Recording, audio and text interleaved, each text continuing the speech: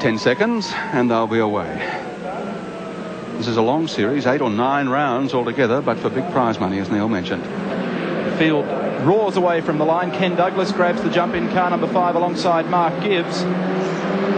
Douglas, the series leader, with 25 points. Down towards Valvoline for the first time in their 8-lap journey, and it's Gibbs who has the lead.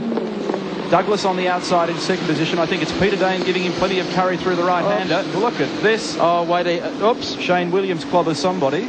They've all managed to sort themselves out through that corner, and they now work down AGC straight with Mark Gibbs, 21. It was Bernie Handley. Bernie was in trouble in the top corner. Sounded like Bernie to get out of shape, isn't it?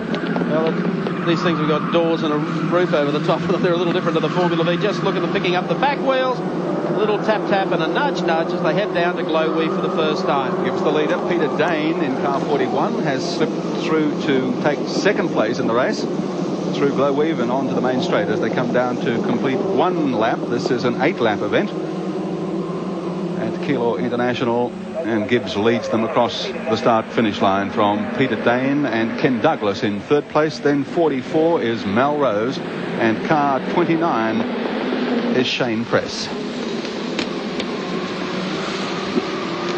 Stream through onto the back straight once more, nose to tail racing. But the top 3 seem to have just a little up their sleeve. Mark Gibbs was the winner of the first round of this series, Gary, back at Oran Park. And, of course, there's been some spectacular racing on the 7 network at rounds 2 and 3 at Amaroo Park near Sydney. This 4th round here today promises to be a beauty because the point situation at the moment sees Ken Douglas leading with 25, Peter Dane in second with 24, Mark Skaife from Gosford with 23, Mark Gibbs with 18, Shane Williams with 14. They score the top 10 place getters at the end of the race from 10 points down to 1. And it'll be cutthroat stuff to the end.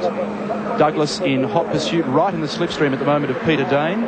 Mark Gibbs with clear road ahead of him and not too many people too close behind. There's the gap. Dane, the man under pressure in car 41.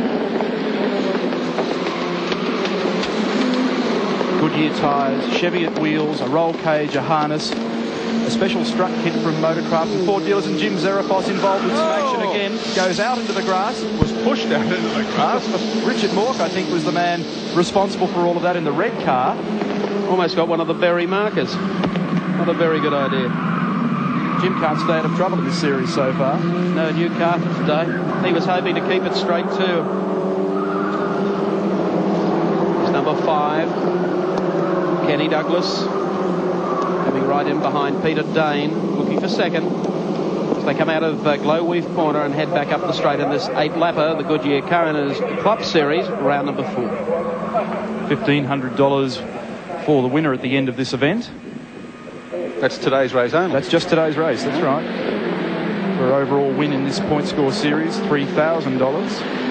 And not a bad encouragement award either, Gary. $2,000 for the best find in the series. There's the leader, Gibbs going through. Ahead of Dane, Douglas, Mel Rose. Zarafos is still back there in the pack despite the little mishap on the previous lap. To the Castrol S's again.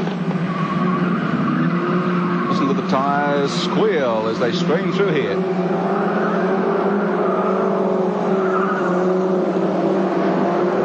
How would you like to be driving through there, the late afternoon sun and the huge cloud of dust that they invariably throw up when they get a wheel off on the S's? You're not wrong. Once again, they come out of Glowweave corner. Back along the straight, Mark Gibbs in car number 13 continues to lead. Car number 41, Peter Dane in second, and Ken Douglas, car 5 in third. He's had the wood on them this weekend, Mark Gibbs. Certainly looks a little bit tidier in the second heat than he did in the first, that's for certain. Behind the top 3, I think it's still Richard Mork by the look of it in the red car. As Gary mentioned before, Jim Zarafos hanging in there as well. And watch Ken Douglas here on the left of screen as he ducks and dives and looks for a way through on the inside. 2 wheels to try and find that gap. Ducks and dives, he's going to get a nose dive. Look at this. He's got it all crossed up again, has Peter Dane.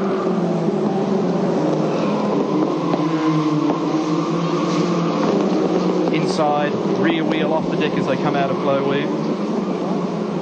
they're helping to make the race for Mark Gibbs, who's had a trouble-free run up front. And opens up a gap now of about a dozen car lengths over Peter Dane and Ken Douglas. Mel Rose still holding down 4th place. And then car number 9, Richard Mork, who shouldered some of the opposition out of the way to get up to where he is on at the moment on the racetrack. Yes, he didn't miss them. So Gibbs really withstanding the pressure quite nicely here at the moment. He's got around about 5 or 6 car lengths. There's the gap, first to second. Peter Dane in second.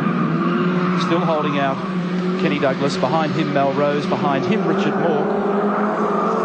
David Brabham has started to get a bit of a go on too with 3 laps remaining and has moved up to 5th spot. Brabham is in 6th place in the championship at the moment. He shares that placing with Jim Zarafos, both on 11 points.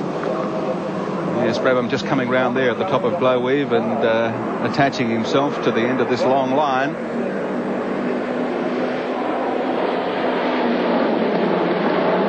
In 5th place over the start-finish line, young Brabham, having just got past Richard Mork. So it's Gibbs, there he goes. Dane, Douglas, Rose. There's Brabham and Mork. So pretty good performance from young Brabham here. He's not far off the pace getters. It's been nice to see Sir Jack here too over the weekend, looking at all his practice sessions, just having a little word in his ear from time to time. David qualified in 13th position on the grid, so it's not a bad performance, to get up that far, considering that all the cars are so evenly matched. It's nice to see, isn't it, that a man like Sir Jack Brabham, having been the World Formula One motor racing champion, can come out here as a spectator and still enjoy a day's motor racing in this kind of category as a spectator. Yes, indeed. 1 lap remaining. 1 to go, and it looks like no change of position. But Mark Gibbs, car number 13, dropping into Valvoline. And now onto the AGC back straight. Peter Dane still keeping the pressure, and Ken Douglas is there as well as they move down the back straight towards the Castrol S's for the final time. So Dane is getting a little closer here. He's left his run a bit late though.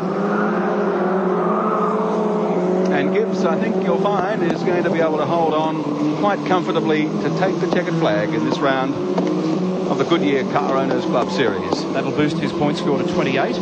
Ken Douglas would go on to 34. Peter Dane on to 32. So a great performance here from Mark Gibbs. A nice try from Peter Dane, and of course Ken Douglas in there in 3rd position. Great stuff from the boys in round 4 of the Goodyear Car Owners Club Laser Series. And the checkered flag drops on the field at the end of 8 laps and reveals the winner as being number 13.